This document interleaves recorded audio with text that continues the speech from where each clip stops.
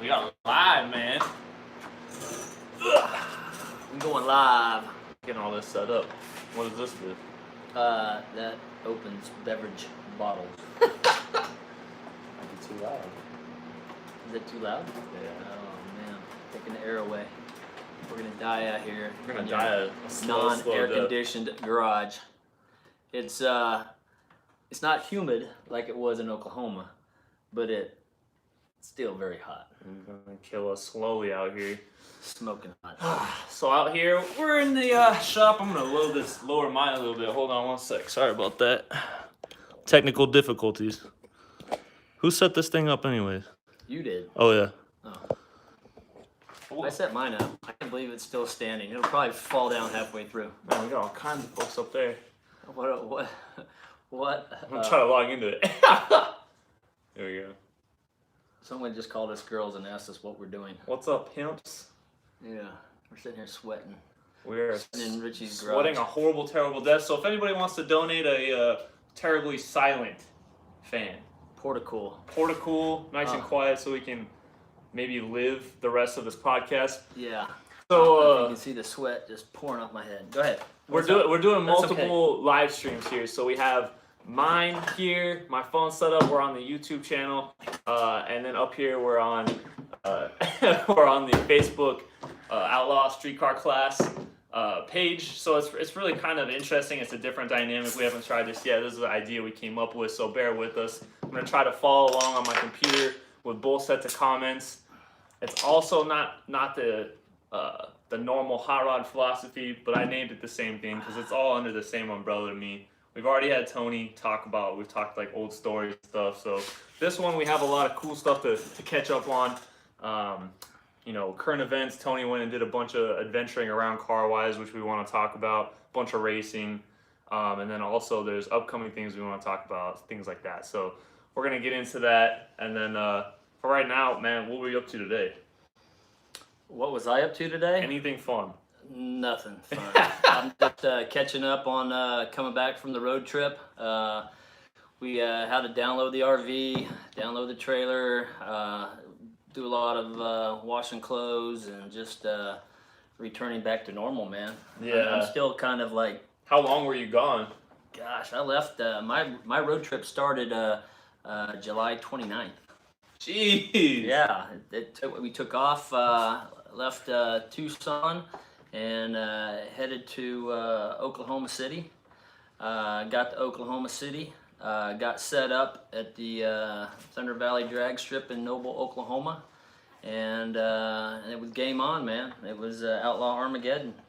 Yeah, that's a big deal. I mean, everyone knows that. I feel like everyone in the nation knows you say Outlaw Armageddon, they've at least heard of it. So that's a pretty big event.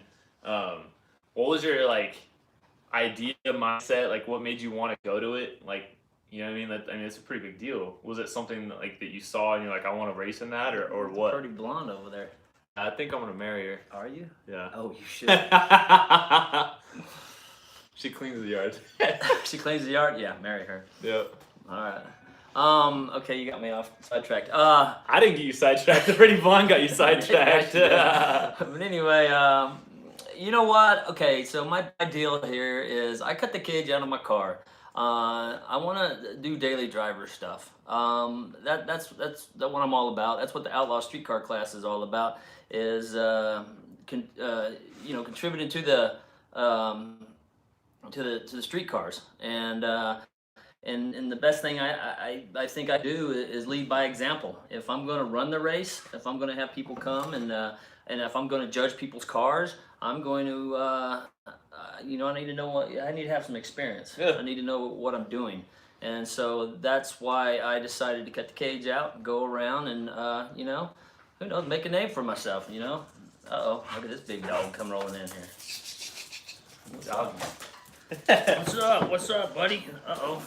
Getting attacked by a pit bull. Yeah, that's kind of crazy. I mean, you basically got to go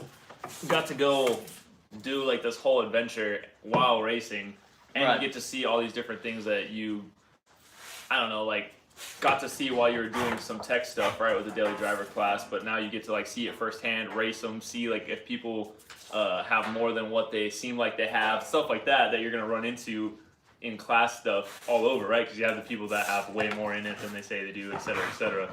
Oh yeah, there was you know, you come pulling up in there, and there's a couple of Camaros. One had a twin turbo Hellion kit on it. One had a big Pro Charger hanging off the side of it. There was a built Coyote with a Pro Charger. I mean, there were some amazing cars there in daily driver. Yeah. And I'm like, okay, that's who I want to beat. Yeah. I want to beat the best of the best. I don't want to beat the mediocre. I want to beat the best of the best. Asian showed up in his Jeeper Sleeper. I mean, I was kind of, whoa, take What it is back that on. again? Is that the Trackhawk thing? Or? Yeah, the Jeeper Sleeper. It's a Jeep SRT8. Okay. It's got the all-wheel drive, and he's got a turbo on it, and he's got nitrous on it. Jeez. Oh yeah, thing's a badass ride. I guess I'm not too surprised with them, but Right, and so I don't know how many cars were there. I think there's about over 20 that showed up, and the rules were a hard tire, 275 60 15. So you had to be wise in picking the correct tire, and went in with a good game plan, and it worked out for me. Yeah. that's crazy. Yeah, I think. I mean, really, it's like super crazy. So basically, if you couldn't tell, this is the trophy from that daily driver class. Right. Yeah. So it went well. Yeah, it went very well. I mean, to be honest with you, I think it really didn't have much competition. Really? I mean, yeah, pretty much gapping everybody by at least a car length or two.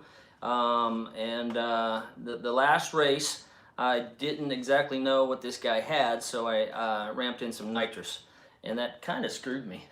It sent me sideways once, it sent me sideways twice, but I had to pedal it, and I was able to finish the job. Dang. Yeah, That's crazy. But at the end of that run, I smoke filled the cab in old blue, and I wasn't. I was putting a little load on the converter, but I didn't think much of it.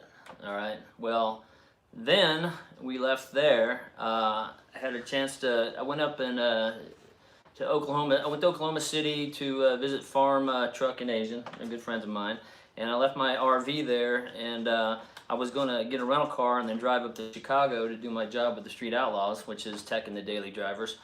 And at the last minute, I was asked by Farm Truck to take, hey, can you take Jeff Lutz's trailer up to Chicago?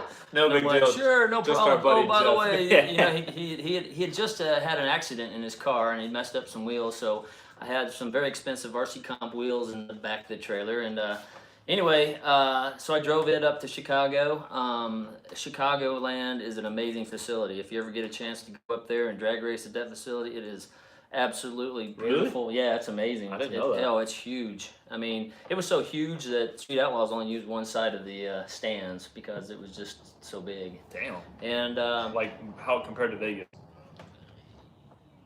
well, Vegas's stands are huge. Yeah. So they're I gigantic. think they're the same at least the same capacity. Really? Yeah, because Damn. Vegas's stands are all on one side. Well, Chicagoland is like a big bowl. I kind of like that. That's a pretty cool idea. I've Yeah. always thought about that. It's a big bowl, and I would almost venture to say that it pretty much holds the same amount as Vegas or more. But we had a good time there. Ryan Martin ended up winning there. Daily Driver was really super cool. First time in history that I've ran the Daily Driver class for Street Outlaws that I never had to do a chip draw. There were 58 cars that enrolled in Daily Driver, and everyone wanted to call each other out. Really? Yeah, I want to So race like you. first round I was wanna like race call you. outs only? Oh no, it wasn't even a call Well, out. I mean like they They did it on their own. Yeah. No, I want to race you. Who drives that truck over there? I want to race you. And then it was like, boom, boom, boom. Everybody paired up, and I'm like, all right, that makes my job easy. Go line up. And so they all lined up, and then they came back around again, and it's like, hey, I want to race that truck over there. Like they were kind of almost getting ready to get paired up against maybe a truck versus a Corvette, but they were all like, no, I don't want to get beat by a Corvette. I want to race a truck, have a chance. And so they all paired up again. paired up. And it was really super cool.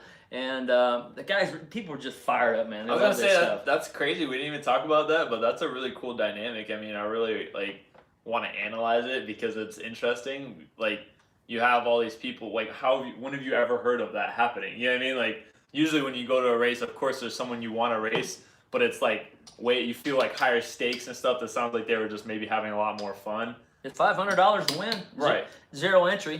Zero cost. $0 entry? Yeah, zero cost to entry. And you know what? It's kind of the best thing going, because if you come out and you do race your daily with us, you pretty much go right straight to VIP parking because you get to park in the pits. Oh, that's totally worth it. Right. So, but we had some really cool cars show up, and like I said, it went call outs all the way to the end.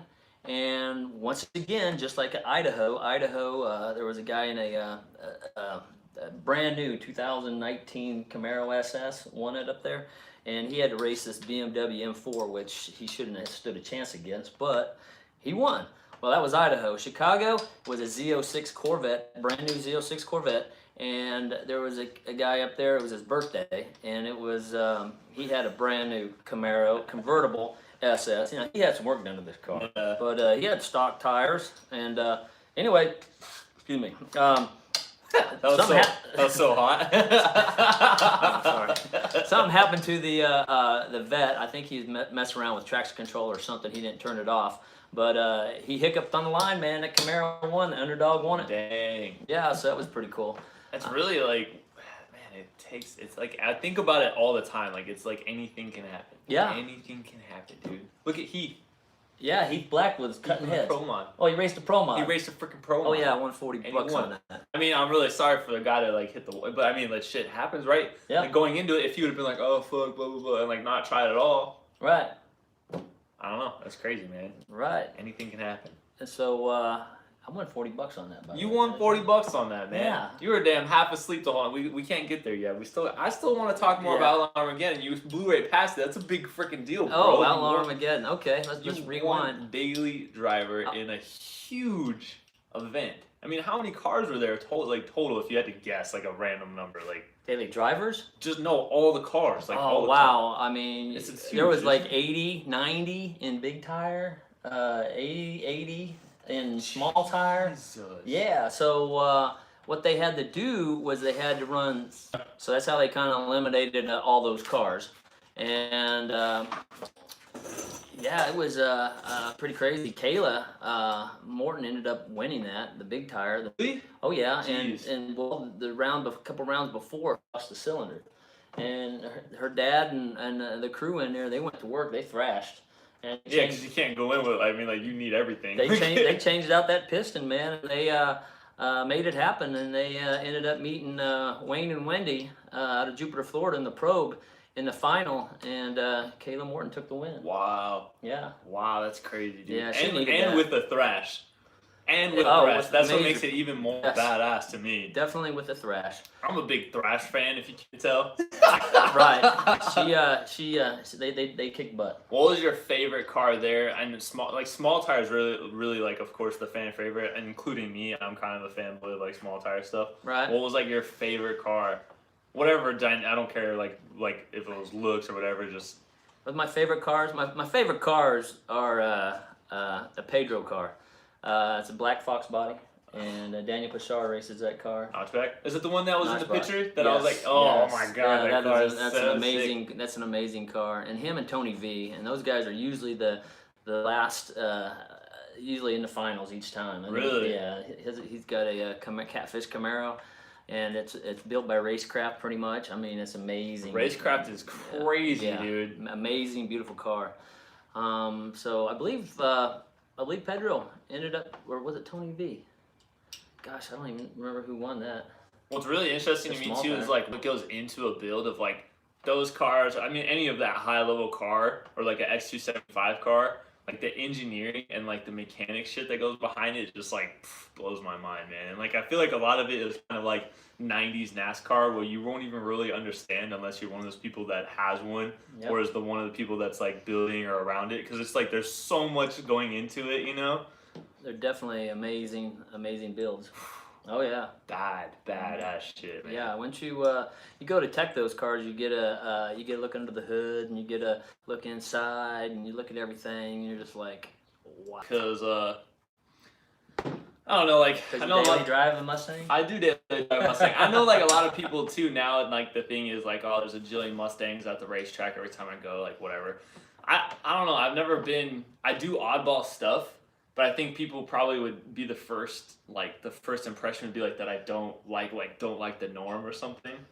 But I don't care about the norm. I don't care about brand, like any of that shit. Like Right. I just like what I like or what. And like one thing I like is Mustangs, and I think it's ridiculous that people, of course there's a lot of them, but there's for a reason. You know what I mean? Right. I don't know. Some things just don't get old.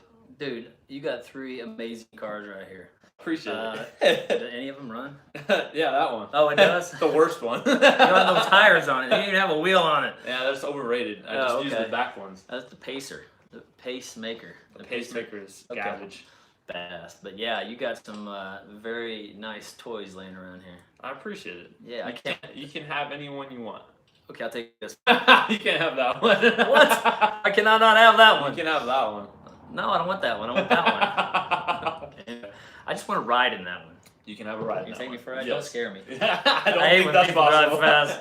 I hate when people drive fast with me in it because they always seem to want to prove something to me.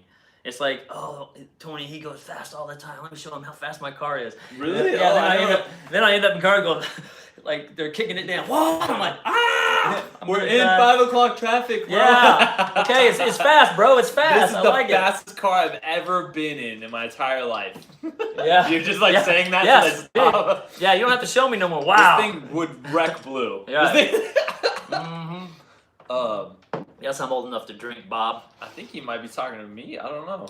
Oh, you old enough to be drinking, son? Is that you? Remember when he was saying that wasn't he the one that was saying that I was your son or something? Oh, Bob, he was at Bob was in San Antonio with us. Yeah, that's why he like confused or something and thought that I was. Yeah, it's all good. Oh yeah. It's all good, Pop. That's fucked up, dude. Yeah, it was my birthday at San Antonio. It was. Beyond 1320 that day.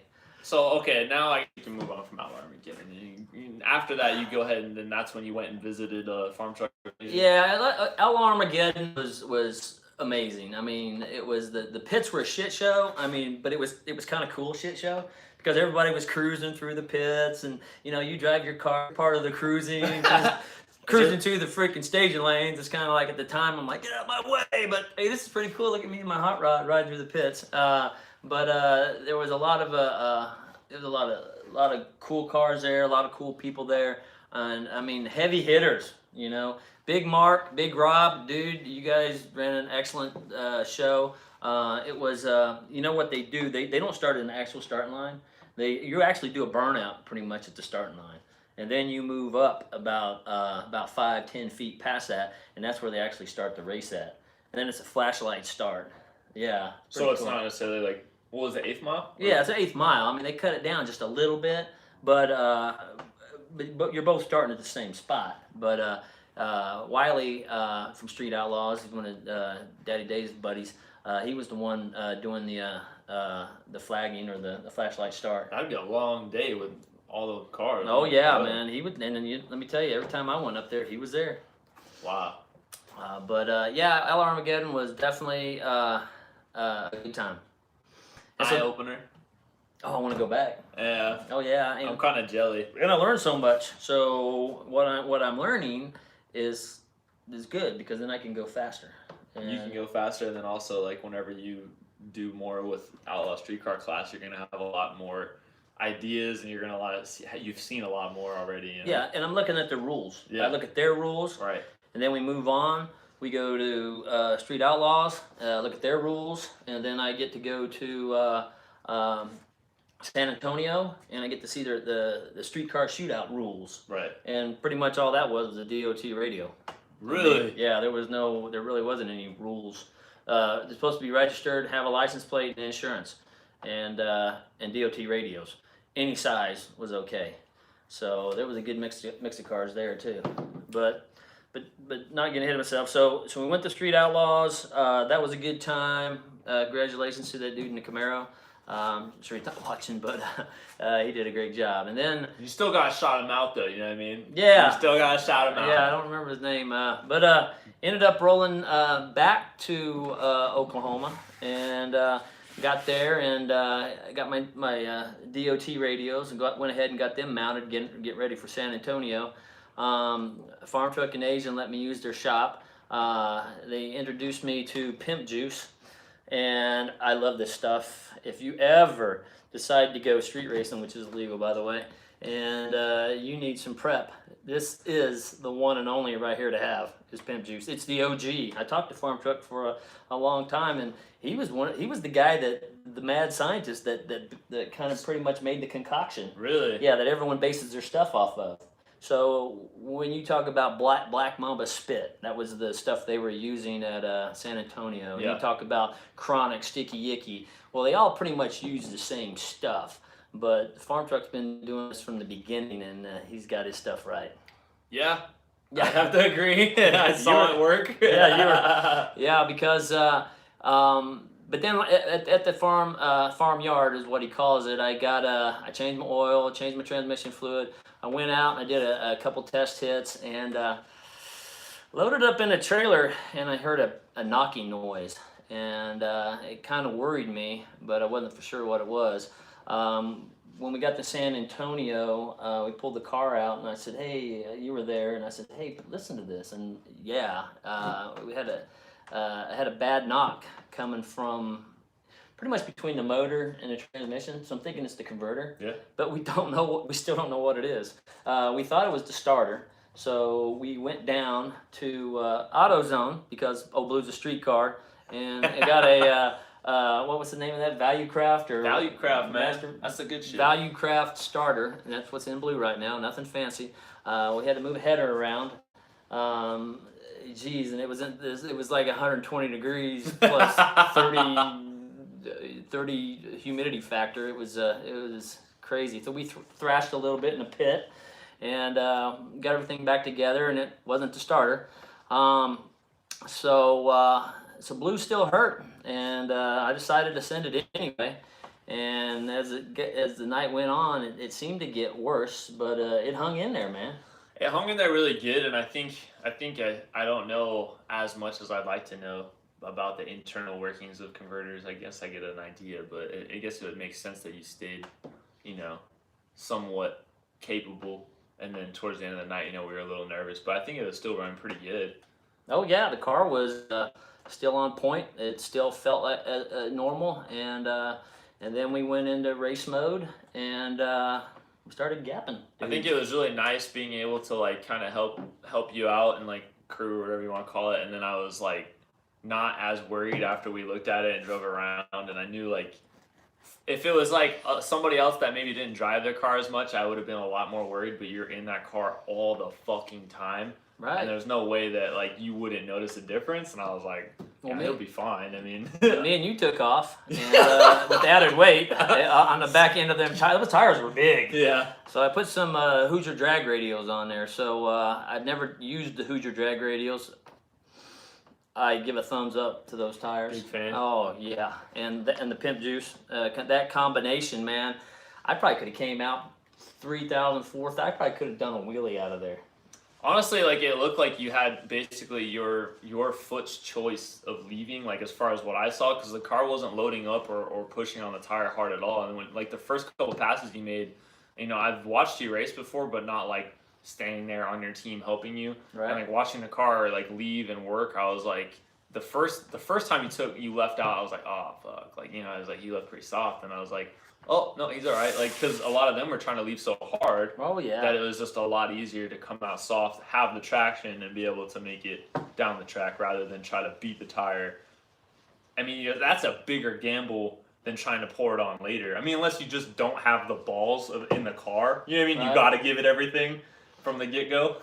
Well, okay. I'll divulge some secrets. So just one. Outlaw Armageddon, I left in second gear. So I left in second gear on the motor, and then I had the nitrous on standby. So most of the time, and you can believe this or not, I race people on motor only. Yeah. I only have the nitrous on standby when I need it.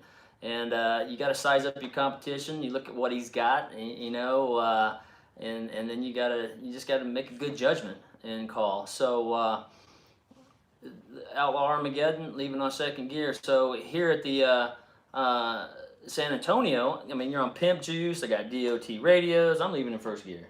And so that's what I was doing.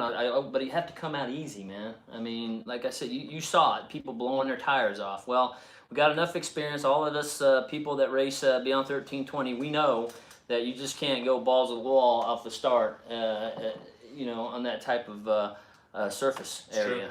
So, and by the way, Richie was my crew chief. He did an awesome job backing me up, lining me up in a groove, and thank you very much. I appreciate that, man. No problem. I mean, you did an awesome job. You kept me straight. Yeah, thanks. And I literally appreciate that. You gave me enough pimp juice to get me going, and It's kind of fun. You feel like you're doing something. Well, and also it's like it's a lot like the jobs that I mean, like aircraft maintenance, right? It's really similar. Right. Just like, and when you get your stuff running, I want to be your crew chief. yeah, it's really fun. I think that's something that I've never really played with, is like actually going out there and helping someone, like, because it is a lot when you're crew chief, you're tuner, you're the suspension tuner, you're the driver, you're worrying about, like, you just put $150 on this whole race and you got to make one pass. There's a lot going on, right, which makes it fun, but at the same time, like, it's even more of a fun car, like, buddy thing when you're like, yo, man, I got the tires. And you're like,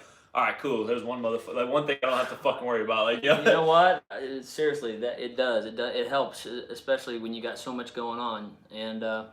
And you helped me during the thrashing, man. You got my header bolts in for me. I was just like losing my mind. It's hot out here. I didn't want to deal with it. Been living in a fucking motorhome for a month. Yeah, but you powered through, man. Thanks, man. And you helped me out. I think it was a blast being out there, like, and then Steve Wilson made it out, yeah, with his Elko, and like we were all just having, like, it was like a good ass time, right? And on top of that, like, I guess we like pretty much already talked about San Antonio. San Antonio's track is sick.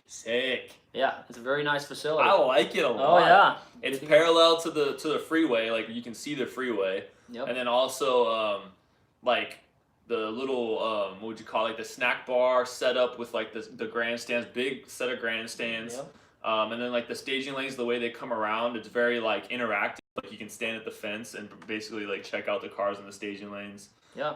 Overall, it was just really, really, really cool. A quick timeout.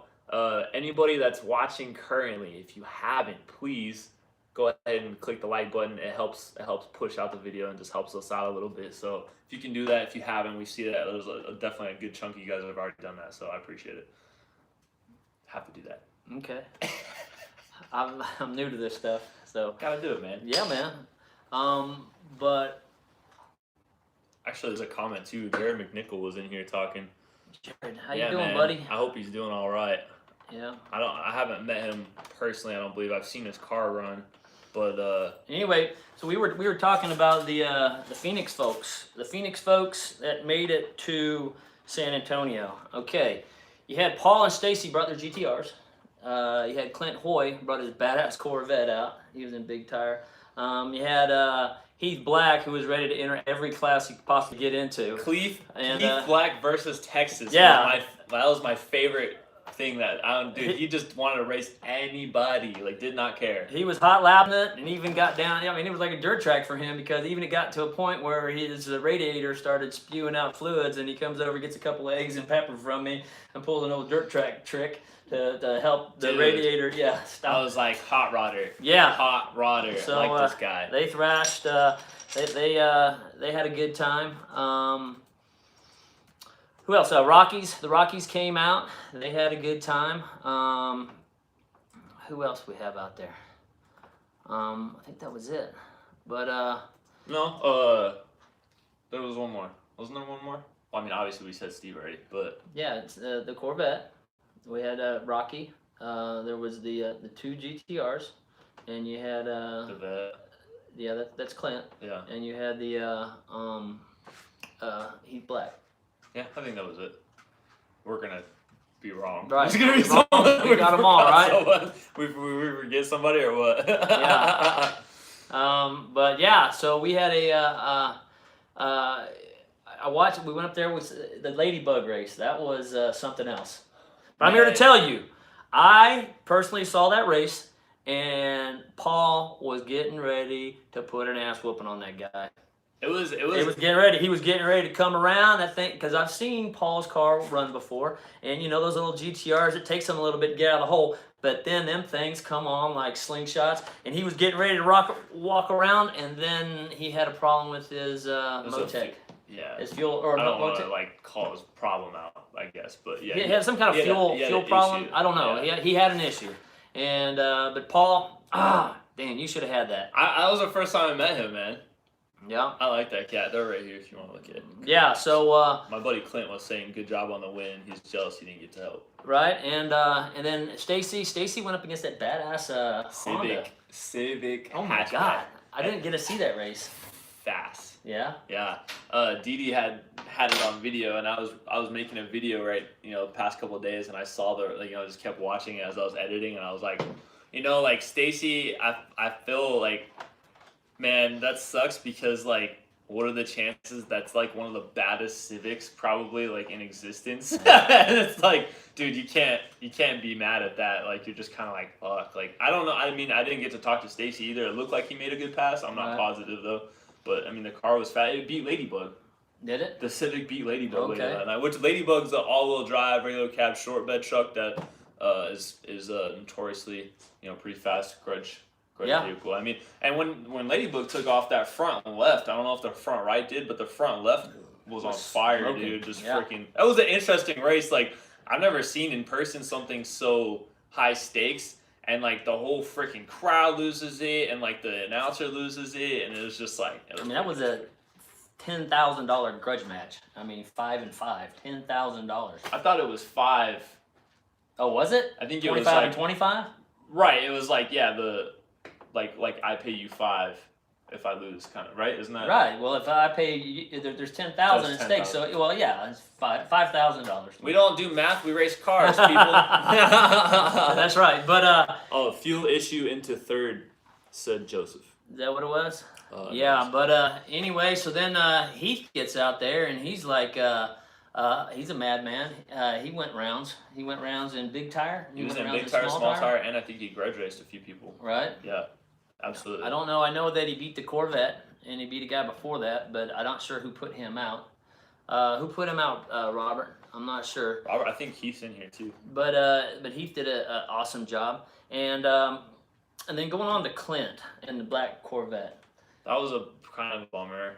Dude, that was a bummer. I mean, I kind of looked at the video as soon as Warren, who was the flagger out there and did an amazing job out there. I mean, I wanna say bullshit, but Warren gave the clinch stop right there, and so I think when you do that, there should be no more movement. And just as he did that, Clint's car bumped forward just a little bit. It's that chain brake rock. Yeah, but damn it, let him race, man. He did. He got him as far as yeah, getting to the line and first. I guess they called him on a jump, and so he was out. But I'm gonna tell you what, I think Clinton had a damn good chance of winning that.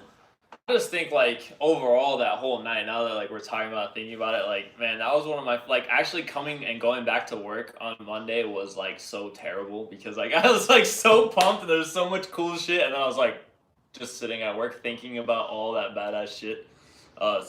Steve just said, Tony, when are you gonna put on a race? Oh, Steve. We'll talk about that later. Yeah. Yeah. We'll talk about that later. I was gonna say Steve Wilson made a hell of a pass the first pass. Yeah, Steve Wilson was out there. Camino. Yeah, I mean, Steve Wilson was out there kicking butt. He was in the same class I was in. He raced a turbo truck. Now, this turbo truck was supposedly the favorite to win the whole thing. Because to run the street car class, whatever, right? Yeah, because this guy had won the small tire event previously, so he decided to do whatever. He decided to race in the streetcar shootout class. That was the perfect. Me and Steve talked a lot the night before. We all talked a lot, and I think it was I felt weary because like I was there for both of you guys, but at the same time, like I think I have some knowledge, but I haven't like I'm not the guy out there winning races and stuff. So I wanted to help like mechanically. I'm like I have this opinion, whatever. But like at the same time, like you guys know your cars, you guys have raced your cars. It's not my choice, you know. And like so, I was trying to help. And like when Steve came up with that tune for that first pass, he stuck with it. I think whatever he did with the nitrogen controller. I think I remember, but like again, it's not my business to tell. So he's up there. And I'm watching his car to try to, tell him how the suspension left. And Didi was taking the video. And then, like, as soon as the light gets banged, that Colorado just went wheels up. And I was like, I just, like, stared at the Colorado. Dude, it yanked him probably, like, this high. Right. And then as soon as it came down, he got on top of the tire and then short shifted second. And by then, just because Steve made the right tuning choice, right, he was already gone. A to B, brother. Gone. And Steve did a damn good job. That was a fantastic pass. Yeah. And then Steve made a second pass against the blue vet, which eventually won it all, right, unfortunately. But that car was fast as fuck.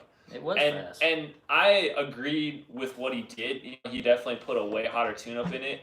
And the reason being is that vet, that was the only pass that entire night that vet spun. Yeah. So like I can't blame him because that car was on 17-inch radials and it was dead hooking. Like Warren was out there. Yeah, see Warren's right here. That vet and him and I were talking. It literally was just like dead hooked and it was gone. Like and we were watching all night because I was like we were trying to figure out like which cars like some really good competition.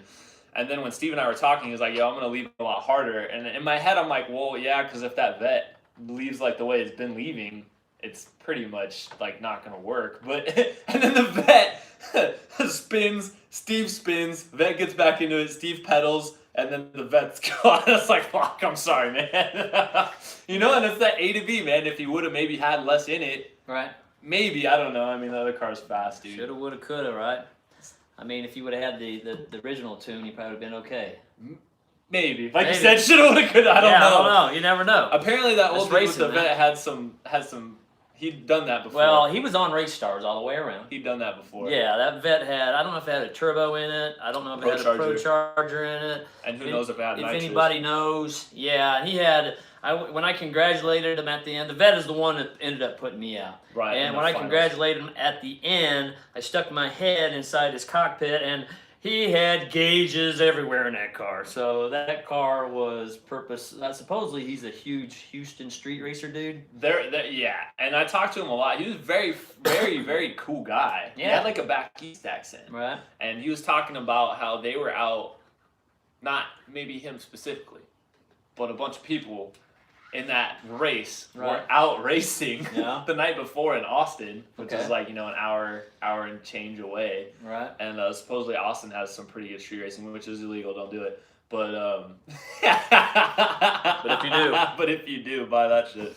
Yeah, so apparently like those guys were all pretty like, they were real street racers. I don't know a lot about that stuff, but it sounded pretty cool. What do we have? Warren said there was a few cars that had movement after he stopped them throughout the night, but Matt and Jason made all the calls, so he was just purely the flagger. Yeah, Matt Plotkin, thumbs up, dude. Great event. Jason Flores, he was the guy. I like Jason a lot, dude. He was the guy doing the chip draws, keeping everybody organized. In the staging lanes, he did a fantastic job. He was just a cool dude. Yeah, too. Both of them are cool dudes, man. I didn't get a chance to meet Matt. Yeah, it was a great time, man. Who else? Rocky. Yeah, so Rocky had a really solid pass the first pass. Like I've seen that truck race on and off, and it's obviously a huge build. Like that truck is not a slow truck. It's got a lot of factors, and vehicles like that take time. And man, they're starting to definitely get their program figured out, I think. Right. The last pass they made, they went out, I think, second round, unfortunately. But they were on that right side where that chunk was missing at the starting line that we had the issue with. So the beginning of the night, real quick, like everyone was racing left-hand lane, it seemed like. So like Steve, Tony, and Rocky raced left-hand, and those were the people I was helping. I think Heath went right lane. Anyways, I never noticed that there was this chunk of track missing out of the starting lane in the right hand lane, and when I was helping the Rockies back up the truck, put him right in the groove, and then Rocky Senior had Rocky Junior adjust the truck, and then like they went over to the right, and I was like, oh, like you're out of the groove. I didn't know what's going on, but hey man, it's their program. And he takes off, and then Rocky Senior came over. He's like, dude, there's a big old chunk up there. I didn't see it, and I put him to the side of it, and he told me, he's like, I think that fucked us.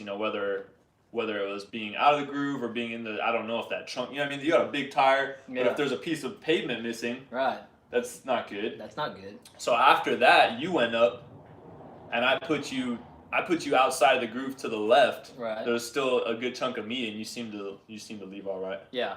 Old Blue gets on down pretty much everywhere. Those Hoosiers, man, those things were huge. Yeah. What we had 22 cars in my class. 22. And I raced a Pro Charge Challenger, CTSV, a cammed up badass Chevelle, and it came down to me in that Corvette.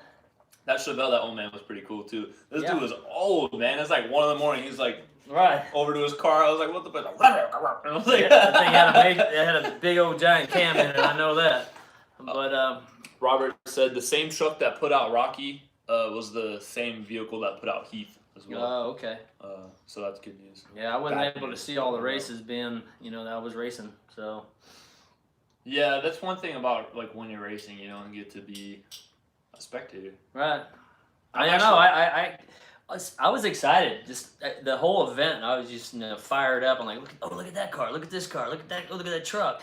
I wanted to come out there and watch them race, and those diesel trucks were amazing. Oh my God, the diesel truck that won the Run What You Brung. Wow. That thing was an animal. It was a Duramax, or was that a?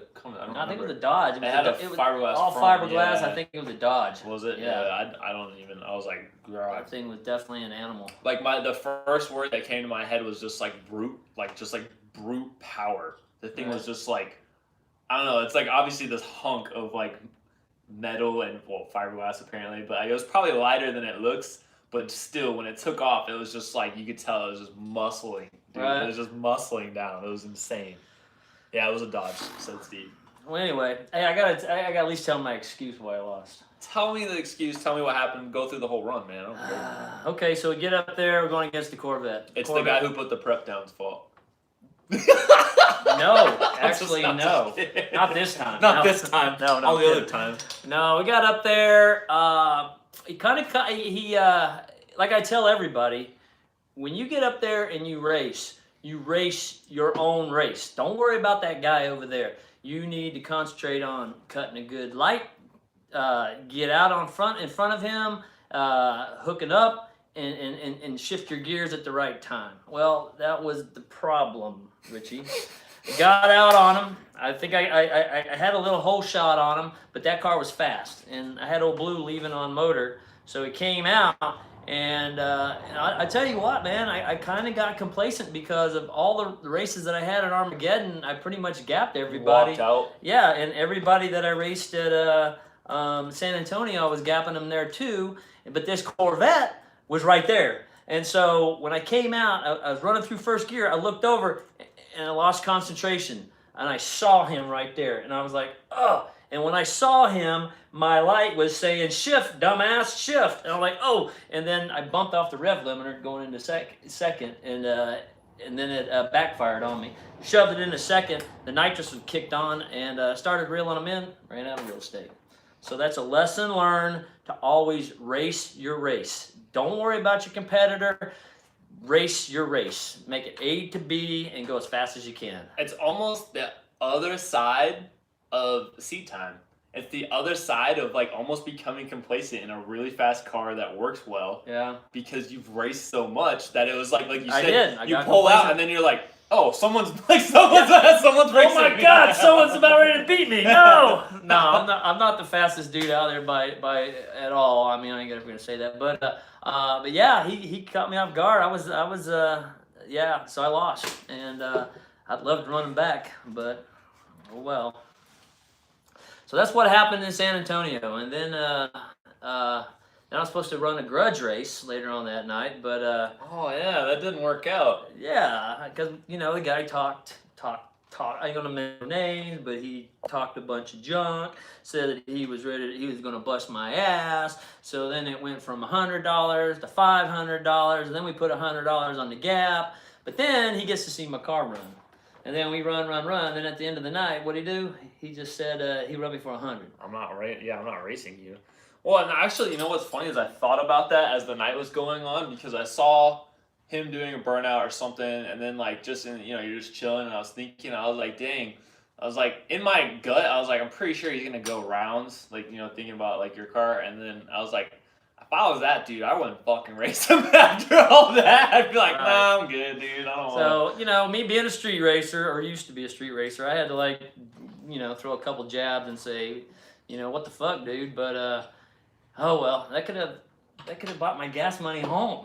Dude, and it's funny because like I was thinking about it, and you know, whatever unfortunate thing he was going through, like I would never say anything without being able to like at least race. I'm not saying back it up and kick your ass, but at least like do the race, pay the money. You know what I mean? If you're gonna call somebody out, man, I mean, you got to.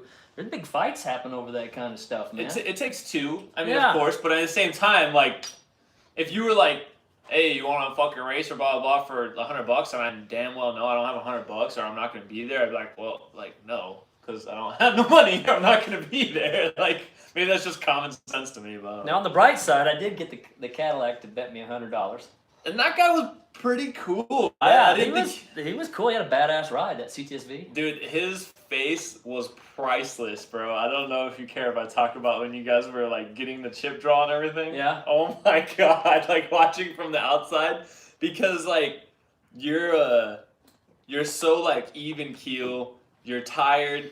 Everyone's fucking tired at that point. 4:30 in the morning. He's a younger cat, and like you know he's definitely been around, probably street raced a lot. And then you like shook his hand like, yeah, I'm gonna, you know, whatever. And then you're like, hey, you want to bet? And then the guy's like, yeah, whatever. And then you're just like, okay, like how about we make it this much? And like his face is just like you know, kind of like the like, what did I do? Like, you know, like what did I do?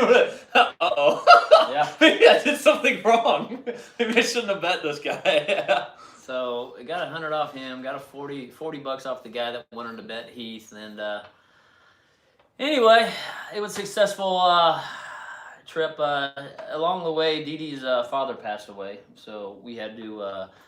She was pretty tore up. Her family came up and visited her at the track, which was cool. They were all super nice. Yeah, they were pumping her up. Big fans of you. In the video that I'm editing, they're like, man can drive. They're like just like on your side, hardcore. Right? Yeah, they were super cool to come up and give her support. Yeah, for so sure. After that, I said, hey, let's go down and see your grandma. So we went down south to Concan, Texas. Steve followed us down. He says, man, I just need to chill out a little bit. So he came down. We spent the whole day in the river, drinking Bud Lights, having a good time. Then we got like a photo op with our cars in the river. That was kind of cool. Yeah, but man, I didn't have no cell phone coverage for 3 days. That sounds good. Yeah, that was pretty cool. Yeah, that sounds like nice, the plug. Bro. Yeah, so I didn't know what exactly was going on, but we did that, and then finally we returned to base. On Sunday, Monday, Tuesday, Wednesday? What is today? I don't know. Thursday? I don't want to know. Yeah, I got him back on Tuesday, and mission complete, man. I tried for the trifecta. I told Dee Dee, I says, I'm gonna win Outlaw Armageddon. I'm gonna go to Chicago and have a blast with the daily drivers. I accomplished those 2 missions, and then I told her, I said, I'm gonna win San Antonio. San Antonio. Came up a little short. Man, you know what's crazy though? Realistically, like. From an outside perspective, I think like you've been in this realm of doing what you do for a long time. But from my perspective, I was super impressed because like that's a lot, you know? I mean, you're gone, like the aspects that start to play into like literally racing until 3 a.m. Right. There's a lot to that. And when you like kept going rounds, I was really impressed. I told Katie, I was like, wow, like that's like really and to lose the way you did, honestly, it wasn't anything crazy. You know what I mean? Like right. it wasn't like you know, you weren't capable of hanging with the guy. You know, I think he only got you by half a car. Dude, I have major respect for all the competitors. I mean, we all had a good time. They came out, they brought the cars out, we lined them up, we did our thing. That Corvette was definitely fast. Dude, that Corvette was fast. That CTSV was very fast. I mean, in Outlaw Armageddon, there was a CTSV that was very fast. A lot of badass cars, man, and it's just a lot of cool freaking people, dude. I was And you really know what? impressed with the starting line people, man. There was a lot. That was my first experience with like the like betting and shit, and like no one was fighting, and Right. like everyone was laughing and shit. And then like every time I kept putting prep down for like you or Steve or whoever, they're like, bet 20, bet 20. And I turned around, I was like, no, I can't. Come on, man. Like you can't bet on my boy. He's right here. He's trying to race. But bottom line, Arizona came together. We all came from different directions, but we all showed up in San Antonio. We went there. Fun. Yeah, we had fun. We showed them what we had. Hopefully, this opens the door up to maybe a friendly rivalries where Texas can come to Arizona. And maybe we can get, and then I've also made connections in Armageddon. King Donnie, who won the Shutdown Showdown, I think last year, he was there and he was watching. And so, I got connections in Cali. We got some connections up in Richie and all those guys up in Las Vegas. I got some friends in Colorado, Utah. Hopefully, Arizona's right in the middle. There's some fast shit in New Mexico too. They just street race more than they do anything else. Right. Oh, okay. Well, yeah. Matter of fact, there was a little race out in the desert we had. There was a Mustang out there came out and cleaned everybody's clock from New Mexico. They don't really race at the track, like for real. Like most of their shit is definitely because if you go to New Mexico, they have a lot of capable streets that are like safe. You know what I mean? Really. Right. I mean, don't do it, but they have it. Well, the thing is, though, in Arizona we have. I know that it's been done before, but we have Beyond 1320, which has been is really picking up steam at Tucson Dragway, and we have Shutdown Showdown, which is happening up in Phoenix. Phoenix being the 5th largest city in the nation, and there's a lot of badass cars that come out for test and tune. And we need to tap into those guys and say, hey, man, there's more to than just test and tune. Yep. I think a lot of the young guys are intimidated. They really don't know how to race, maybe. I mean, I know they know how to get in the beams and do a test and tune race. But to come out and get them involved and get them racing, man, that's what Outlaw Streetcar Class is. Oh, yeah. That's what I want to do. Well, it's pretty interesting. My friend Clint, that I was telling you earlier, he's actually one of the guys from New Mexico that I know. All right. But he said, check out All Out Call Out. You guys need to... Clint. I raced Clint. Yeah? Yeah, me and Clint came down. I think me and Clint, weren't we in the finals at Streetcar Takeover? Oh, yeah, with his Firebird? Firebird. Yeah, man. Clint's a cool guy. Clint's a cool dude. Small world. Yeah, sure is, man. Yeah. Hopefully he comes back over to Arizona and comes race with us. He comes back and forth here and there. But I'm ready. Hey, man, I had a blast. I think the guys had a blast. I think we're all ready to venture out, go to these different places if we have to.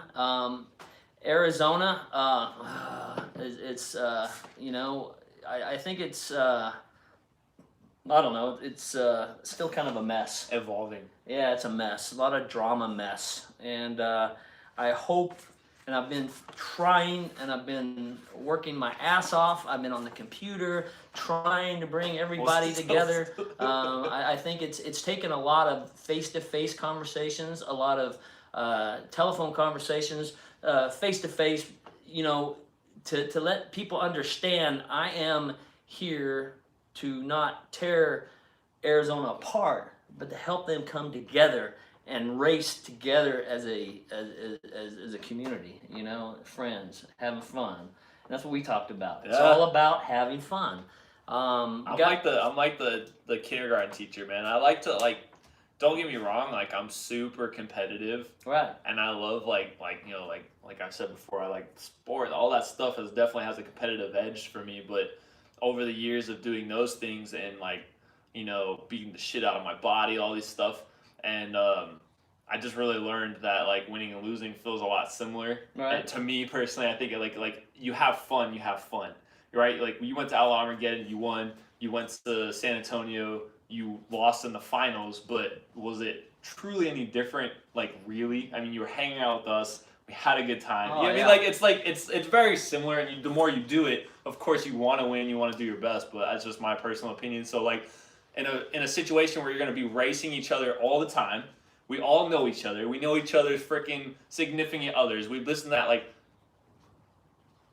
You get me this week. What about next week? You know what I mean? Like, fuck, like, you know what I mean? What's the big freaking deal? Right. We got Clint was replying, man. He said, streetcar race in Albuquerque. Cars must make a drive to the track. That's pretty interesting. So you have to drive to the track. Right.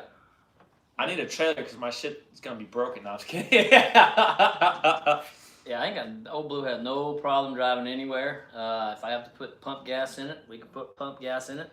I like to run 100 octane avgas in it, but it'll run on pump gas. That's cool. All day long. I like 100. Yep. Run on I really pump like gas all day long. E's the best. Huh? E is the best. E85. I don't like the smell of that stuff. Oh my god, it smells like sugar cookies, dude. E or race gas? Comment below. E or race gas? Avgas smells the best. I'm gonna fight you on that Got a one. little lead in it and it lubricates some valves. Oh yeah. Oh yeah. E, man. It smells like sugar cookies on Christmas And morning. I don't think avgas. How can avgas ever go bad? I mean, you're putting it in. They're building this stuff or making this stuff to put into airplanes that fly at high altitudes. How can it ever go bad? I want the gas that is so pissed off that it just like fucks up my whole fuel system. Sometimes I think you can put too much octane in there. I guess it just depends on the situation. Yeah. Then once again, we're not mathematicians and we're not. We're not scientists. We're not scientists. We're not fuel scientists.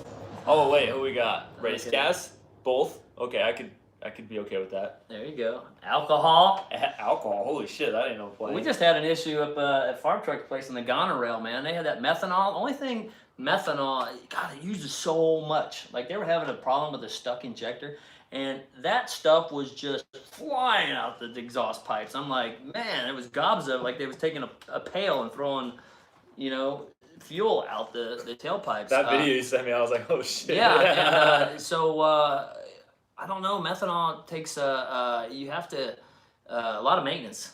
A lot of maintenance. You gotta use it.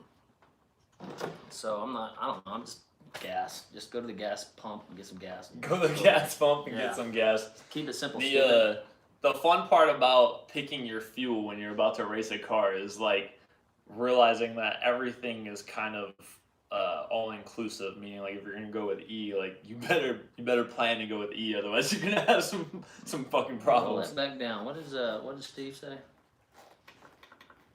If you're going to be a promoter, you stop talking about yourself. What are you doing for Arizona? When is your next race set up, big guy? Steve. Well, I'm gonna tell you right now, Steve. Tomorrow is not my race. Arizona No Prep.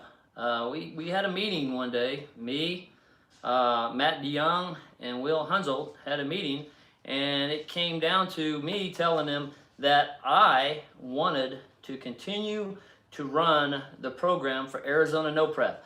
I told them, I said, let me have it. Let me run this race, and I will make it happen. I had big plans.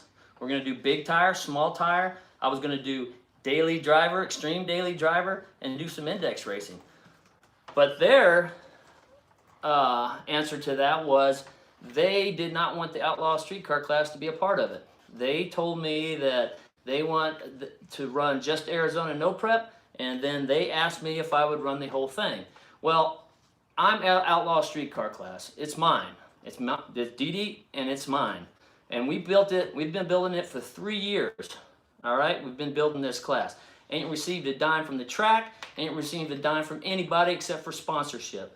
Okay, we ended up joining forces with Arizona No Prep, Outlaw Streetcar class, because you had big tire, small tire, and you didn't really have anything for the street cars. So everything started working out well. It was big tire, small tire, and then we had a A class, B class, C class, which were index classes. And throughout the years and throughout each event, we learned a little bit more. We started changing our indexes up, making it to where guys in their street cars can show up, come out, and they can race their cars, and everybody have a good time. Well, what happened was big tire and small tire, there just weren't enough cars in the state to support those events or support those classes. So it always seemed to be that we ended up sucking up the big tire and small tire. Okay, I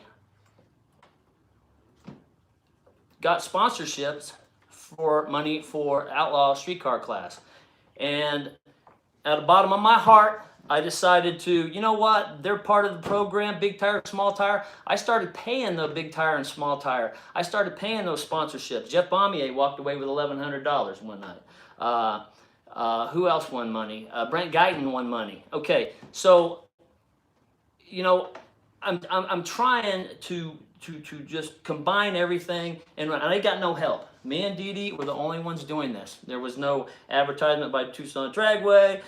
There's no one came and helped us. So I did all the advertisement. I was online every night, beating those keyboards, trying to get people to come down from Phoenix, getting people to come from Tucson, and we were bringing in, averaging about 25 to 30 cars an event. All right, not a lot. There's not a lot, but you know, what can you do? I over and over and over, I put the call out, come out and race, come out and race.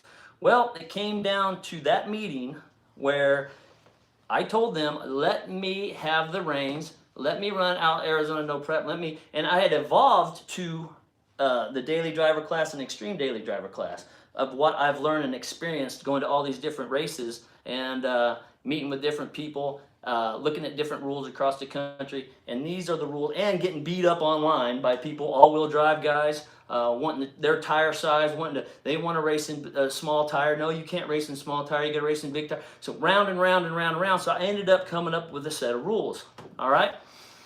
Well, during that meeting, they said, we want to move on. We want to bring Arizona No Prep back to the roots, the way it was in the beginning. And in the way it was beginning, it was big tire and small tire, and then it was 6.0, 7.0, and 8.0 index. That's all the classes they had, okay? And so I told them, I says, if Outlaw Streetcar class is not going to be, you know, promoted or involved, then I'm not going to do it. So we decided they went one way, and I went the other way. Tomorrow, Arizona No Prep is going to have a race, okay? Outlaw Streetcar class has nothing to do with that. Me and Dee Dee, we're going to the lake. We do not have anything to do with that event. But they decided to incorporate all the classes that I worked on and put together. They now have a ultra modified, they're calling their extreme. They have a daily driver. They have, and they're adding, I think, motorcycles, and they got all the indexes in there. Okay, hey, power to them. You know what? I'm not going to bash them. I'm probably not going to support them because of what happened and what they did to me, but I'm going to move on. I'm going to move on. I'm going to stay upbeat, stay positive. I already talked to some people at other venues, and I have been talking to some people at other venues. I have some heavy hitters that are willing to come support me when we get a venue, and that's being worked on, Steve. So stay tuned, brother. I love you guys and your programs.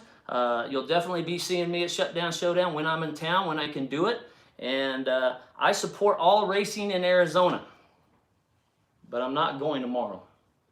Well, so someone like me, I've had a lot of, I don't know, I have a lot of thinking, since we've become good friends over some time here. And honestly, I went to a few of your events. I went to one of the first couple of AZ No Preps with Clay. I haven't been super involved, but I've been kind of a bystander, someone that's somewhat involved. This is a town that I live in. I don't want to see the track go away. So I've kind of have I guess my own opinions from the outside view. And at the very least of it, I can also the best, Mr. Politician Richie would be I would definitely be frustrated if I was you. And like you said, it makes sense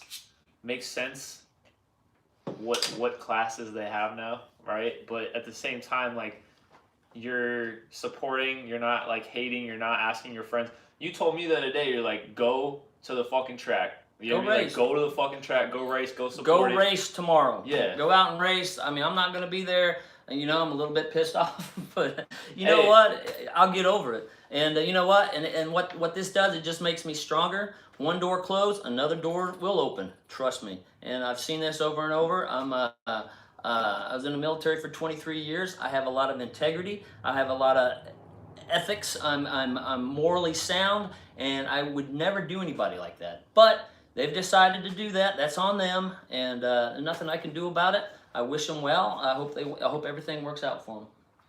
So the other side of that, the more exciting side of that, is like, what do you have ambition for? Obviously, you're trying to gather yourself up. You're trying to move forward into something else you weren't really expecting. The situation you're in right now. Is there anything you want to elaborate on further as far as going forward, or are you just gonna kind of figure it out first and then have an announcement maybe later on? There's going to be an announcement later on. Fair enough. We're going to put something together, and we'll see what happens. I just, I'm going to continue supporting racing in Arizona. If Shutdown Showdown's a very popular program up there.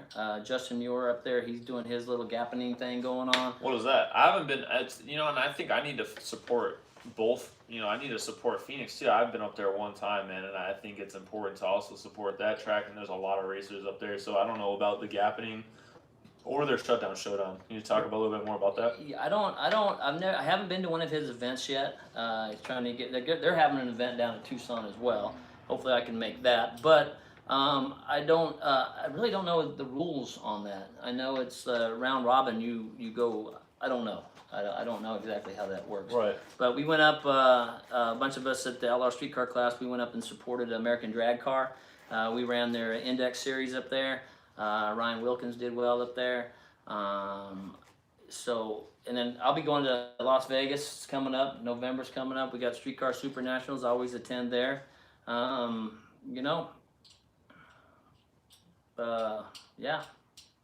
I'm gonna keep on drag racing, bro. I need to fix my converter though. I think it's converter.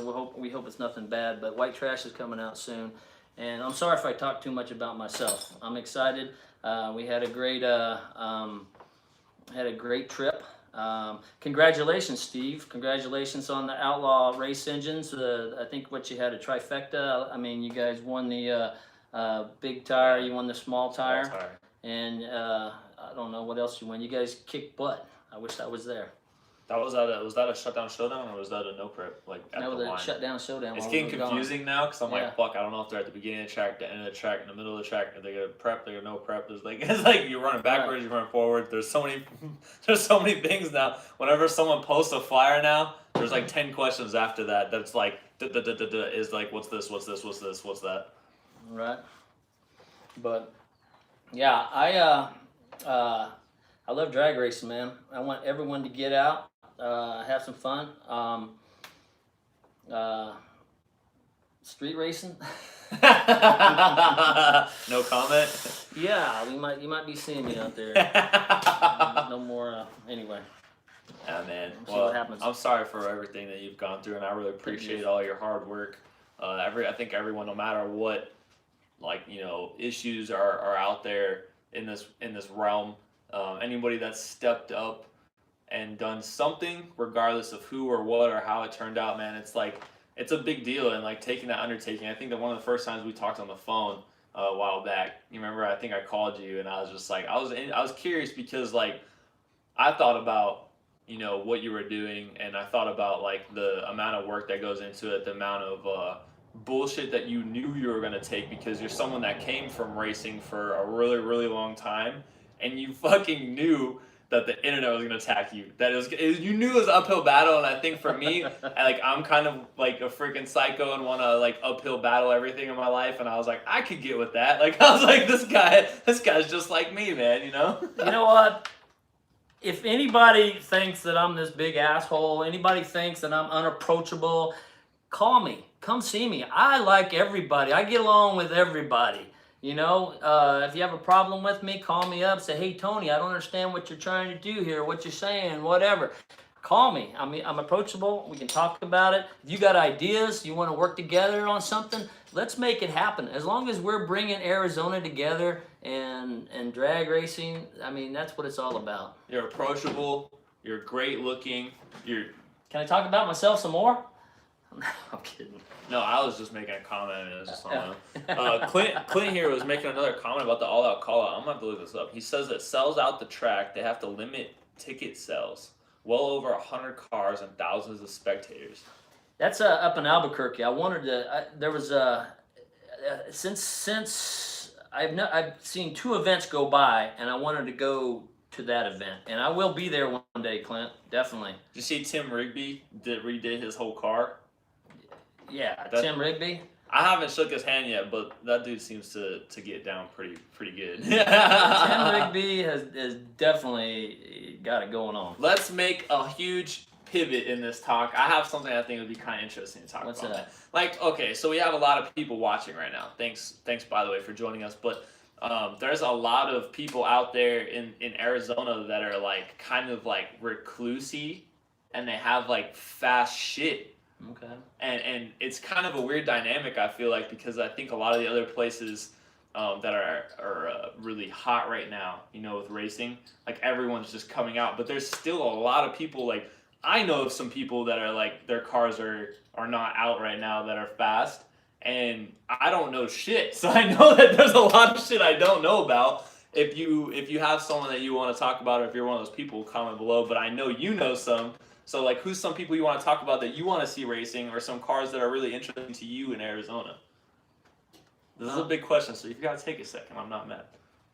Well, there's a lot of cool people, or a lot of cool cars that I know of that are out there that are very, very fast. But the mostly what we do, the end of the track stuff, the street car stuff, the no prep stuff is what we do. These people are not into it. I don't think. It's like for instance, up in Phoenix, I know Bruce McConnell. He's got a badass Dodge truck up there. That's super badass. But he's a track guy. D. Fenster, he's a track guy. Meaning like a bracket type. No, car, they're heads up. They go to Streetcar Super Nationals and they do well. Oh, I mean, shit. they kick butt. So there's some very fast cars in the state of Arizona, but they're not much into the no prep kind of deal. Hopefully they'll come out. They'll come out and race with us. Get them involved into Beyond 1320. Brett Bukowski has this amazing Fox body. You should That's see the this coolest name I've ever heard. Oh, in my life. he's got him and his buddy Brent. He's got a pickup truck. I mean, there's some really badass cars out there. Are they together? I don't know. I know Steve Goodwin's car's badass. It's down right now. Yeah, it is. There's a lot of cool cars out there. So. Here, Warren was just commenting back to me, and I think it's pretty valid. I hope everyone gets past this AZNP with Arizona No Prep and OSCC or Tucson and Phoenix thing. It just gets back to racing in every event their car fits in. That's the only way the division goes away, in my 2 cents. I think that's pretty cool because that guy Matt Crisp that had that Ranger. Yeah. You know, this is like kind of parallel thinking, but this is something that kind of hit me. I'm building a car right now. I haven't really talked about it much, but I'm building a car, and I was thinking, you know, what class do I want to be in? Do I want to do this because it might take me out of this class? I might be able to do this, blah, blah, blah. And I saw that Ranger that I posted about. If you didn't see it, there's a quick little walk around. I talked to the owner.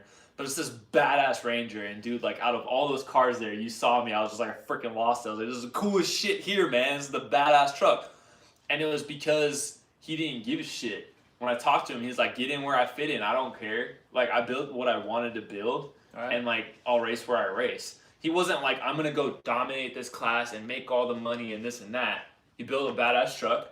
He's out there fucking racing it. He lost first round. He was grudge racing whoever wanted to. Right. You know what I mean? Like, that spirit of, that's a freaking hot rodder to me. Hell yeah. For sure. Yeah, I'm ready to race anybody. You know what? When we were in San Antonio, I started looking at some of those small tire cars, and I wished I would have been like Heath Black. And just race everybody? Yeah, if Old Blue wasn't hurt, I would have probably jumped into that class too. But what other cars do you wish you would have raced? well, small tire. Well, like, I know there's specific cars you had to have wanted to have raced there that you can remember. Well, I think the small tire, I think it was that little truck, a little silver truck that would put the blinkers on. He ended up winning the small tire race. Really? Yeah. Oh, shit. Yeah. I think it was pretty fast. Daniel Burks, something like that. And he was a Texas truck. And I don't know. We probably could have gave him a good run for his money. I don't know. That would have been fun at least, right? Yeah, Tim Rigby would have been there. He would have gave him a hell of a run for his money. Oh, Steve said it was a love truck. Yeah, a love truck. Yeah, it was a little love truck. Daniel, I think his name is Daniel Burks. Daniel Burks. Mm-hmm. Badass. Well, but anyway. So what's next for you in your program, man? You said you got white trash coming out, and then Old Blue's got to get fixed up. Okay, so Blue's hurt right now. I definitely need to figure out what the problem is. But white trash is coming out. I'm gonna take white trash to Streetcar Super Nationals. What? Yeah, I do Mustang Madness. What? Oh, I go there every year. I didn't know white trash was going. I'm excited now. Yeah, well, you know, okay, What so is my that? uncle, I bought that car from my uncle. He had diabetes, and he called me up one day. He says, I'm done. And we worked a deal out. I ended up buying the car from him, and it was an old bracket car. Okay. I mean, it ran like 1030s. It had C6 transmission in it. And, you know, that's why I kind of named it white trash, because it was it had a lot of trash parts on it. I mean, but it ran well. I mean, stock water pump on it, like from Ford, you know, and just a lot of, but it ran well. And so, Sounds like I built it. well, now I didn't have time to do anything. I took it to Andy Holloman up in Prescott. Him and his dad went to work on it. We ended up putting the grid on it. We got a race pack in it now. We got a Super Comp C4 in it, like what's in it, like what Blue has. Put Cook's headers on it. Went through the motor, made sure all the bearings were good, everything was good. Put a new carburetor on it. So we did a couple test passes. We got to work on a couple things, fix those, and it'll be ready to go. Dude, Yeah. that's rad. Well, and plus my uncle lives in Las Vegas, and that's where I picked the car up. And he's old, and he's got some medical issues going on. Hopefully, I get it up there. He can come out. He can watch his car race. Yeah. And I mean, it's his car, and he raced it for many, many years. He built the motor in it. Really? Oh, and yeah. Vegas is like a badass track. After I went to LS Fest, I was like, dude, this track is the shit. Streetcar Super Nationals, man. If you've never been to Streetcar Super Nationals, you definitely need to go. I do. Yeah. Actually, Dan Ackerman was saying that I need to go to that too. Yeah, Dan, where's your car at? Dan's got a badass Camaro. Dan commented, because I was saying earlier that I knew some people. Yeah. Dan was one of those some people that needs to get his shit figured out and come out and race. Yeah, yeah, he does. Well, dang, when's the Super Nats? November. It's kind of like the SEMA, Streetcar wanna Super go. Nationals. Yeah, I'll go. definitely. We'll make a video Need to hit both, and plus you're in Vegas. of white trash. Yeah, we'll do it. I need to do some work to the rear end. Yeah, I still got some more work to do to it, but we'll have it ready. Yeah, hell yeah. Mm-hmm. I think for me, we're getting married soon. Yeah. Yeah, October. So that's kind of cool. Yeah. I'm doing that. Well, I definitely need to be there, so I expect reservation. I mean, are you gonna do it local? You gonna put you on the spot or what? It's downtown, man. Yeah. Downtown Yeah. at the courthouse. Z Mansion. Z Mansion. Yeah. What's that? It's a place. Okay.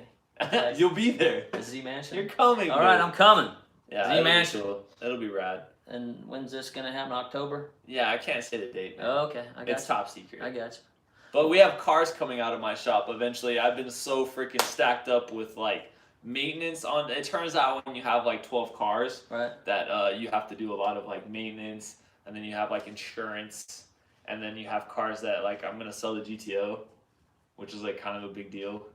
But I've had it since I was 19, man. Dude, why would you put a car cover on it, park it somewhere? Don't sell that thing, man. You'll regret it. I tell you, I just tried to. I had a Capri that I sold to a guy in Denver in our next Street Outlaw events in Denver, and I called the guy and said, "Listen, man, you paid me this much. I'll give you this much." "Oh no, I'm not gonna sell it." I'm like, so I regretted that sell.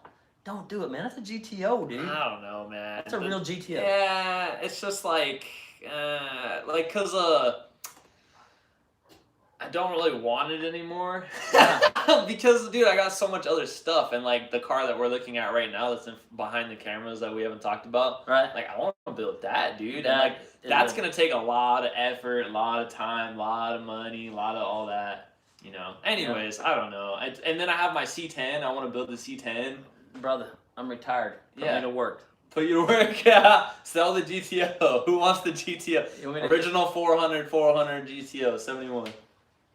It's original motor. It's for sale. Yeah, hell yeah, man. I'm saying don't do it. You're gonna. You will regret selling it. I know. Don't sell the GTO. Okay, I get it, but it's going away. Stop yelling at me, Clint. You should have bought it, man. You know, you got lots of room. You got the whole back area of the yard over there. You could park it next to the truck.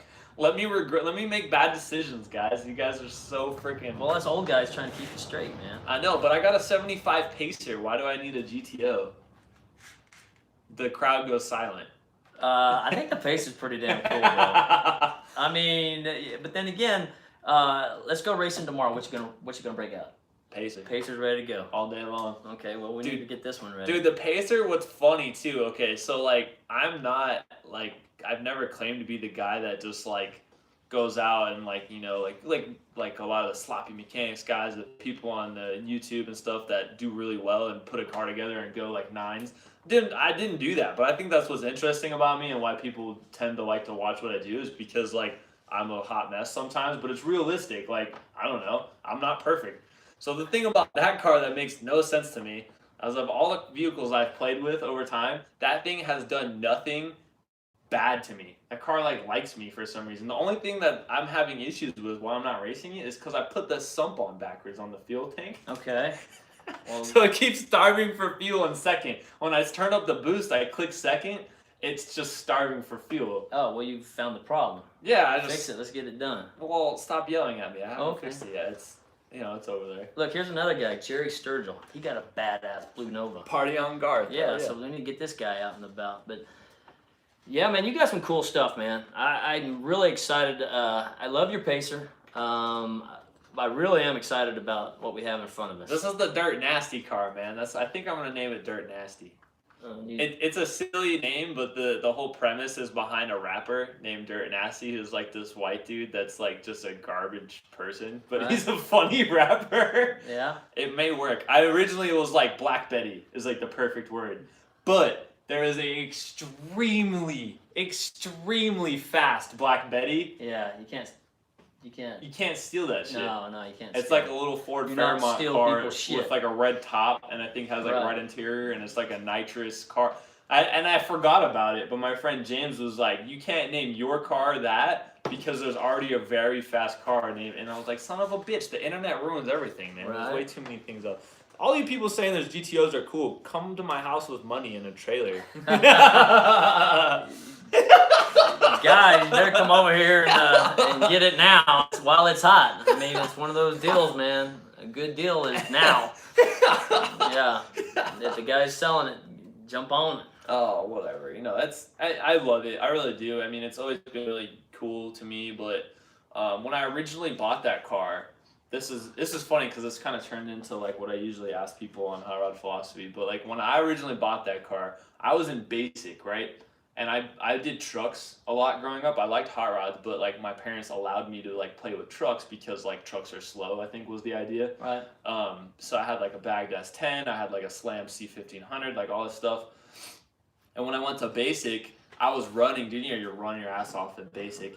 And I'm running, and I kept thinking about my friend Chevelle, dude. He had a 65 Chevelle, and it was like primer, and it was like kind of a pile. And I was like, dude, I want that Chevelle. And like I was thinking about all the things I'm gonna do to this car when I get home. And when I got home, I kind of was coerced into buying the GTO, and I paid a lot more money than if I would have bought like, you know, like the Chevelle or like a crappy, like I wanted to buy like or like even like a 67, 72 Nova, just something kind of like my style, you know, like the Buick, like something that's kind of beat that I can learn on. And then I kind of just tumbled into the GTO, and like, you know, I mean, when the nicer your car is, the more money. Right? So it's like, ugh. You drive it to the store and like you don't even want to like leave it there.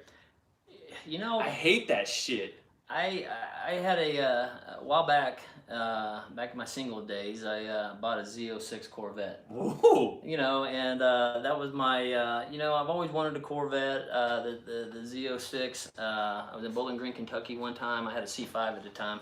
I saw this commercial. It was Jeff Gordon, and he was introducing the new Z06. And I was like, wow, I want one of those. I couldn't afford it at the time. So as time went on, I ended up in got an older model and got it for a decent price. And you know what? I love that car. And it was like one of the fastest naturally aspirated production cars that was ever built. And I, I just couldn't handle. My anxiety would go crazy. I drove to Vegas one time. I was like, almost had to go out every night and go check on my car. Yep, that's you know, not fun. Yeah. So I ended up selling it because of that. The anxiety level of that nice of a car. I mean, that was above really what my income could afford. That I had. I don't know why. It freaked me out. Dude, because it takes the fun factor away. I'm like the king of understanding this dynamic of fun and money. Yeah. And it's not necessarily like even this next step that I'm taking into the car that I'm about to build. I've sat and had those thoughts with myself because it's another step. It's definitely like a bigger chunk. It's a bigger anxiety. It's more, all those words that you think of. But then you look at a car like the Pacer. The Pacer, I have $3,200 in the whole car. Right. Who gives a fuck? Like, hit it with your door. Screw you anyways. Like, you know what I mean? And what, like, it sounds stupid, and like, a lot of people will be like, oh, well, take pride in it and stuff. Like, it's not a pride thing. It's not like I'm a shitty mechanic. It's just funny. It's just fun. Right. And like, what's the problem with that? Like, why can't you just have fun? And then when people look at it, because I didn't take 12 hours to wire it, right? Like, it's just a passover. Like, oh, this guy's an idiot. And I am, but it's fun. And leave me alone. Not. Right? That car is freaking badass, dude. It's I fun. appreciate all hot rods, all builds. I mean, that is a super cool car. It sits right. I think that helps it. I remember when I first met you, you showed up, what was that, the Skylark? Yeah, 72 I was Skylark. like, dude, everyone was talking about you. Yeah, I mean, that was badass. That was badass. I just kept cutting coils until it looked good. What was the fastest you ever got that? The car went at 680 at 109. That's very respectable. I was on like 15 pounds at the time. Hell yeah. It had unfortunately, it's one of those things where everyone wants to tell their story, but I was going through a huge learning curve because I built the GTO, which was an NA car, and then I moved into the Skylark, which was like the first Turbo LS deal, and basically, the long story short is the crank position sensor. Mm-hmm. The female portion of the plug the tolerance was bad, so like basically it was like losing crank signal. Right. So I kept getting like this breaking up, and I was like, "What the fuck is this breaking up?" Even when we raced, I clicked second, I was like, "Bah, bah, bah, bah, bah, bah," and then I just kept fighting it, and it took me forever. I don't think I made like a solid high 20-pound of boost pass. And when I figured it out, we were at like I think it was like some type of no prep or whatever. I came back to the pits and I had checked like everything, and then finally I was like, dude, it's gotta be. I'm just grabbing like harnesses, and this wasn't the harness that's on the Pacer. It was a really nice loomed correct harness. I grabbed the crank sensor while I was running and started jiggling it, and the car was like, bah, bah, bah, Found your problem. and I was like, motherfucker. So anyways, I fix it, and I'm like in the pits. I'm like, wow, wow, wow. Oh, it's fine. And I go up, I just got knocked out of the race, but they were racing test and tune in between rounds, and me and Andy Holloman pull up next to each other. He had his Nova with the big inch LS, and we pull up to the staging lanes, and he does his burnout, and there's like everyone's freaking standing there, and I'm like first, second, third, and then I start to roll into it, and then in third, in the burnout box, the drive shaft just beats the floor. I was there for that. And I was like, and I throw it in neutral, y'all push me back. Yep. And years went by, and I think everyone was like, "Oh, he builds garbage." So right. But what happened was I had a stock rear yoke in it. Yeah. And I think maybe it was just making some steam, and it was so low that maybe the angle wasn't great. Right. But it ripped the yoke in half, and then the drive shaft snapped. So I mean, I'm really lucky that didn't happen down the track. Right. But it could have possibly made a pass. Right. At that point. Yeah. I turned that shit all the way up, by the way, Andy. I was like cranking the boost up like until it stopped. I'll tell you what, Andy Holloman got a hell of a damn fast car. That Nova was pretty sick too. I like that car. Everything he comes out with is fast. He's got good stuff. Yeah. He put white trash together for him, so all right. see what happens, man. Well, I guess until next time, Tony. What do you think? Yeah, I mean, had a good time. Thanks for having me come out on the show. Thanks for stepping in the Outlaw Streetcar class. Let those guys kind of watch what you got going on here. Hell yeah. I'm very excited about your YouTube channel. Thanks, man. And anything we can do in Arizona to help you grow your YouTube channel, I hope people are positive about it and step up, come out, and watch it, like it, and hopefully it grows, man. Yeah, I appreciate that. And actually, you know, I've been thinking a lot, and I've been now that I'm kind of settled back down and doing my thing and have the shop, I really want to get out and get with a lot of you guys. I've had some of my close friends on here. We've done a few different episodes, but the main thing I really think I want to get into is doing some like feature type stuff. Where like, you know, maybe like me, you, your car, you know, Blue, you've had such a rich history with your car, and do some type of feature. You know, there's a lot of people here, like I was just saying, Tim Rigby, his car's badass, and that dude's had that car for a long time. Yeah, he's had it forever. So like, yeah, reach out to me if you're interested in doing anything. I've reached out to a few people that I know. I know it kind of some people get uncomfortable being on camera, so I didn't want to reach out too far to people that I'm maybe not really close with. So yeah, I appreciate that. Thank you. And if you're willing and you want to get involved with anything that I'm doing, just hit me up. You know, it's just for fun, and you know, there's nothing crazy going on here. Just a dude with too many cameras and a big mouth. Right. Cool. Thanks, Tony. Listen, hey, one other thing. Outlaw Streetcar class is not dead. We are going to continue to drive forward. We're looking for a date, and we will be putting one out here soon. Hell yeah. Hell yeah, brother. Yes, sir. Let's shut her down. It's going to take me like 2 minutes to get over here, so let's not make it awkward. Peace. Oh, man. Oh, it's hot.